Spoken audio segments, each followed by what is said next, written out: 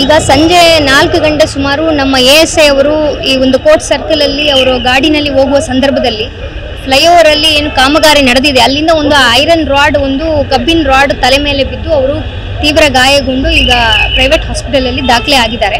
ಸನ್ಮಾನ್ಯ ಉಸ್ತುವಾರಿ ಸಚಿವರು ಮತ್ತೆ ಪೊಲೀಸ್ ಕಮಿಷನರು ನಾನು ಕೂಡ ಹೋಗಿ ಅವರ ಏನು ಪರಿಸ್ಥಿತಿ ಇದೆ ಎಂಬುದನ್ನು ಕೂಡ ಹಾಸ್ಪಿಟಲ್ ಅಲ್ಲಿ ಹೋಗಿ ನಾವು ವಿಚಾರಣೆ ಮಾಡ್ಕೊಂಡು ಬಂದಿದ್ದೀವಿ.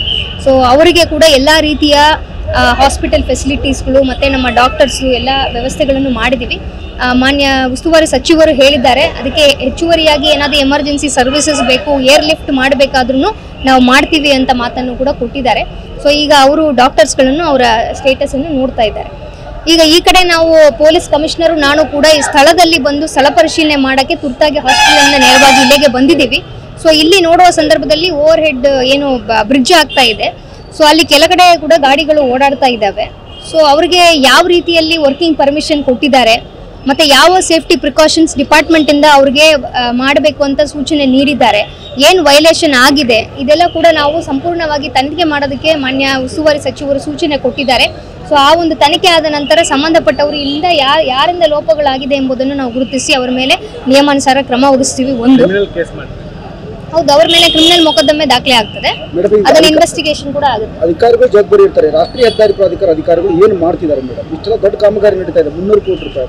ಯಾರೊಬ್ಬರು ಅಧಿಕಾರಿಗಳು ಪರಿಶೀಲನೆ ಮಾಡ್ತೀರಾ ಅಥವಾ ಹೇಗೆ ಮೇಡಮ್? ರಾಷ್ಟ್ರೀಯ ಹೆದ್ದಾರಿ ಪ್ರಾಧಿಕಾರದ ಏನು ಕೆಲಸ ಇದೆ ಅಂತ ಅವರಿಗೆ ಕೂಡ ಅದೇ ಸಂಬಂಧಪಟ್ಟ ಇಲಾಖೆ ಕೂಡ, ಯಾಕಂದರೆ HDMC ನಲ್ಲಿ ಬೇರೆ ಬೇರೆ ಇಲಾಖೆಯಿಂದ ಕೆಲಸಗಳನ್ನು ಆಗ್ತಾ ಇದೆ. ಕೆಲವೊಂದು HDMC ಕಡೆ ಆಗ್ತಾ ಇದೆ, ಸ್ಮಾರ್ಟ್ ಸಿಟಿಯಿಂದ ನಡೀತಾ ಇದೆ, ಕೆಲವೊಂದು NHPWD ಇಂದನೂ ನಡೀತಾ ಇದೆ.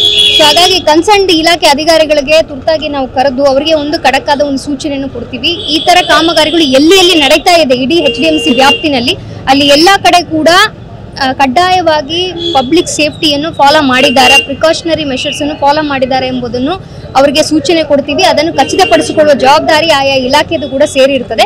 ಈ ಒಂದು ಘಟನೆಯ ಬಗ್ಗೆ ನಾವು ಸುದೀರ್ಘವಾಗಿ ಅದನ್ನು ತನಿಖೆ ಮಾಡ್ತೀವಿ. ಮತ್ತೆ ಏನು ಲೋಪಗಳು ಕಂಡು ಬಂದರೆ we will take action. 3 incident madam, ಫ್ಲೈಓವರ್ದು 3ನೇ ಇನ್ಸಿಡೆಂಟ್ ಇದು. ಒಂದು ಇಲ್ಲೇ ಇದೇ ಪ್ಲೇಸಲ್ಲಿ 2, ಒಂದು ಹೊಸೂರು ಮೇಡಮ್. ಇಲ್ಲ, ಇದನ್ನು ಹೇಳಿದ್ದಾರೆ. ಇದು ನಮಗೆ ಈ ಘಟನೆ ಈಗ ಫಸ್ಟ್ ನಮ್ಮ ಗಮನಕ್ಕೆ ಬಂದಿರೋದು. ಹಿಂದಕ್ಕೆ ಕೂಡ ಎಲ್ಲಿ ಆಗಿದೆ ಎಂಬುದು ಮಾಹಿತಿನೂ ನಾವು ತಗೊಳ್ತೀವಿ. ಇದನ್ನು ನಾವು ಸಮಗ್ರವಾಗಿ ತನಿಖೆಯನ್ನು ಮಾಡಿ ವಿ ವಿಲ್ ಟೇಕ್ ಆಕ್ಷನ್.